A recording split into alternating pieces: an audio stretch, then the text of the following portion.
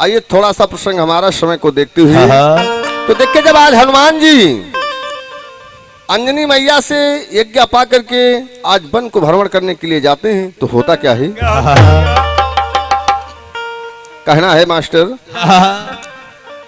बिचारी रहो बन बन मारामा, बिचारी रहो बन बन मारामा, कि अब तो अंजन सुत हनुमान, बिचारी रहो बन बन मारामा, कि अब तो अंजन सुत हनुमान, बिचारी रहो बन बन मारामा, कि अब तो अंजन सुत हनुमान, बिचारी रहो बन बन मारामा।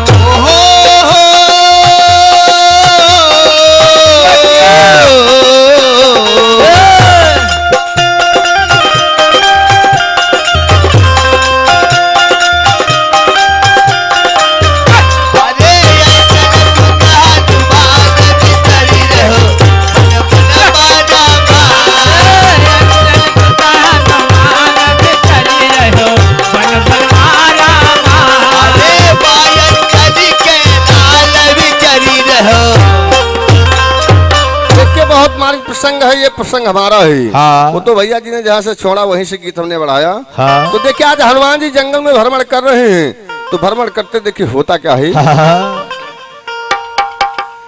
कि सुमिरो आदि गढ़े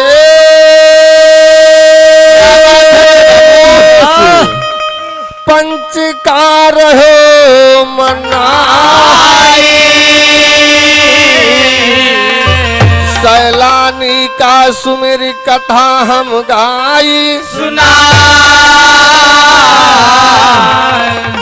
महाबली बनही माँ घूमे और रहे ग्रंथ बतलाए, और कछुक दूरी जब पहुँचे हनुमत, कछुक दूरी जब पहुँचे हनुमत, ओ मोरे रामा अरे मिलाए सुरय कयाई, बिचरी रहो बन बन मारा मारा, मिलाए सुरय कयाई, बिचरी रहो बन बन मारामा, मिलाए सुरय कयाई, बिचरी रहो बन बन मारामा।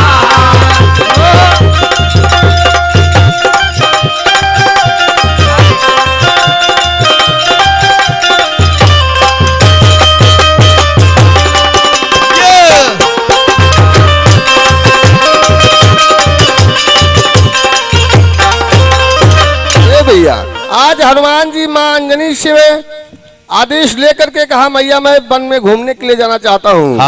हनुमान जी भ्रमण कर रहे थे तो रास्ते में उनको एक अपरासुर नाम का दानव मिल गया।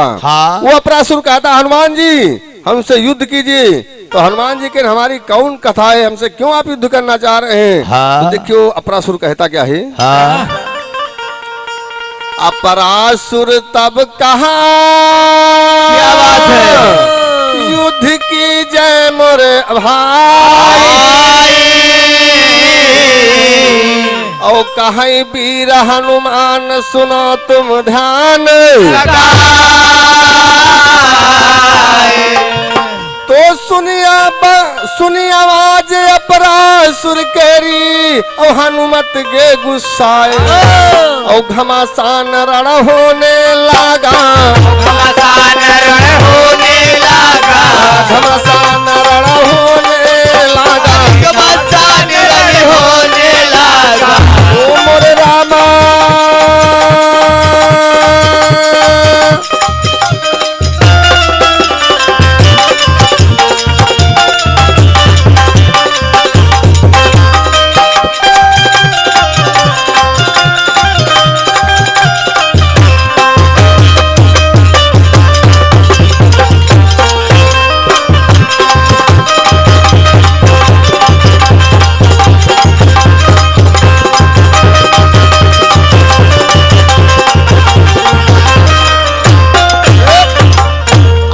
अपरासुर हनुमान जी से युद्ध कर रहा है। तब अपरासुर बहुत बलवान था, लेकर के एक शिला हनुमान जी पर प्रहार करना शुरू कर दिया। कहा ठहरिए हनुमान, अगर तुमने अपनी मैया का दूध पिया तो हमसे युद्ध कीजिए, भागना मत। तो हनुमान जी ने विचार किया, ये हमारे घर मालिक भैया हंसराज भैया जी के द्वारा 101 रुपया का दान है, वो लेकर भैया भगवान की। तो आज जब एक शिला को लेकर के अपरासुर दौरा का हनुमान जी से, पछड़ना मत अगर अपनी माँ का तुमने दूध पिया है। तो हनुमान जी ने विचार किया कि जब मेरा जन्म हुआ था तो मैया ने हमें जंगल में फेंक दिया था। मैंने अपनी माँ का नहीं दूध पिया है, मैं कैसे इससे युद्ध करूंगा। तो हनुमान जी वहां से प्रस्थान कर दिया और अपनी मैया अंजनी के पास गए। तो अंजनी मैया से कहते क्या हैं? क्या कहते हैं? कहाई लागी हनुमान मात के शीस नवाई, और जौनी है घटना घटी रहे हनुमत बत मोरी मैया, जौनी है घटना घटी रहे हनुमत बत, औ अपरासुर हम काल लकारई मानव बात हमार, अपरासुर हम काल लकारई मानव बात हमार, अपरासुर हम काल लकारई मानव बात हमार, अपरासुर हम काल लकारई मानव बात हमार। लेकिन दूध न पिया मोरी मैया, वो मोरी मैया सत्य कहाँ जा, हार बिचारी रहे बन बन, भैया सत्य कहवई हार बिचारी रहे बन बन मां, हार बिचारी रहे बन बन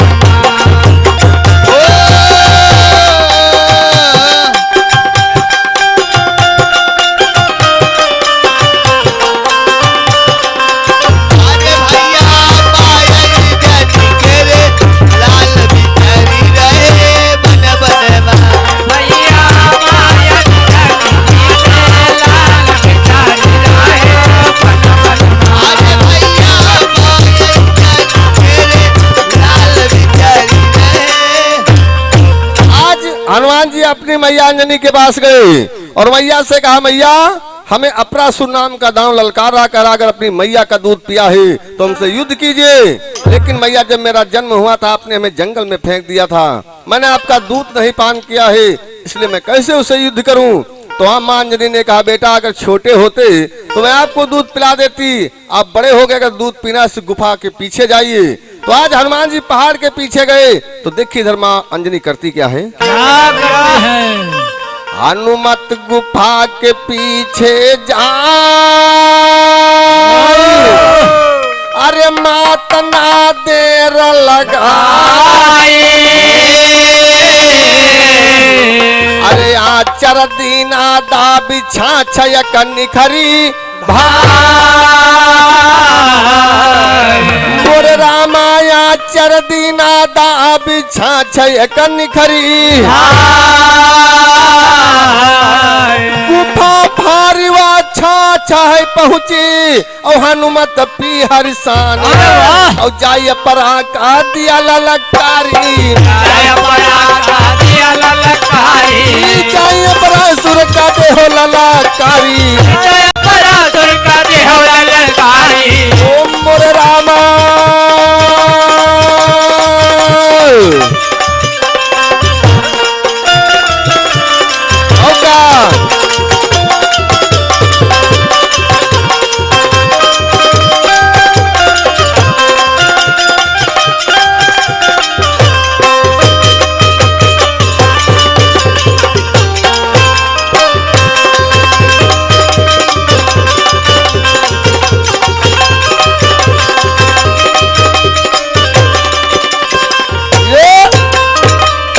समाज से कहना प्रसंग बहुत मार्मिक है।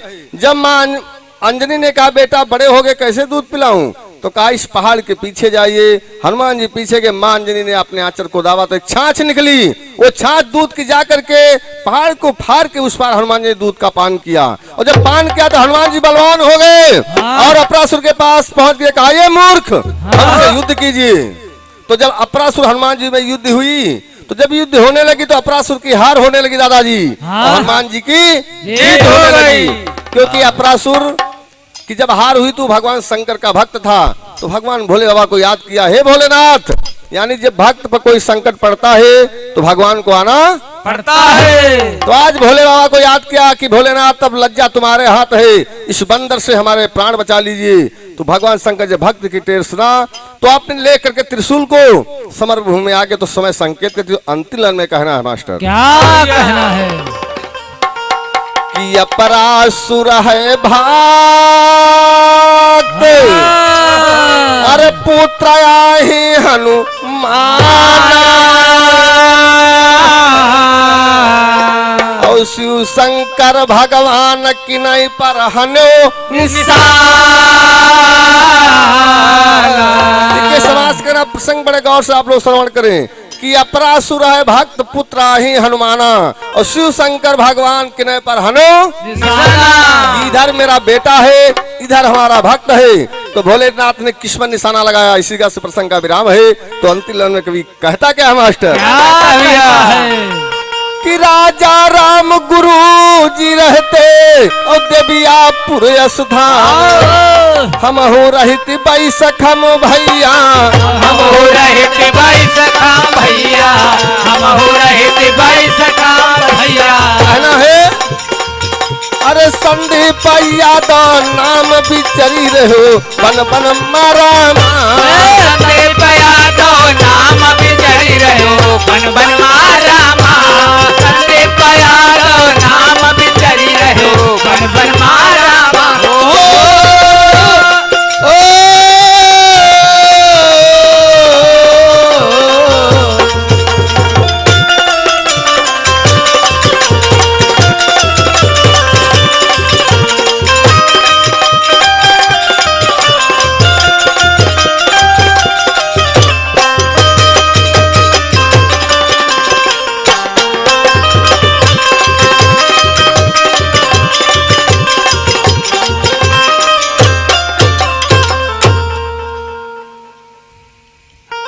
अरे हमारे बड़े भैया रामू बड़े भैया जो दुघरा के निवासी और भैया के जी के द्वारा 101 रुपए का दान है, बोलिए कन्हैया भगवान की जय हो। तो देखिए मेरा प्रसंग रुक रहा कि अपरासुर है भक्त पुत्र ही हनुमाना, और शिव शंकर भगवान किने पर हनो, क्योंकि भक्त को भगवान नहीं मार सकते हैं, ना अपने लौंडे को मार सकते, उधर बेटा है उधर पुत्र है। तो समय संकेत करती, लेकिन अगले पौधान में चर्चा इसी जगह से होगी कि भोलेनाथ ने किसका वध किया। तो आइए समय संकेत करती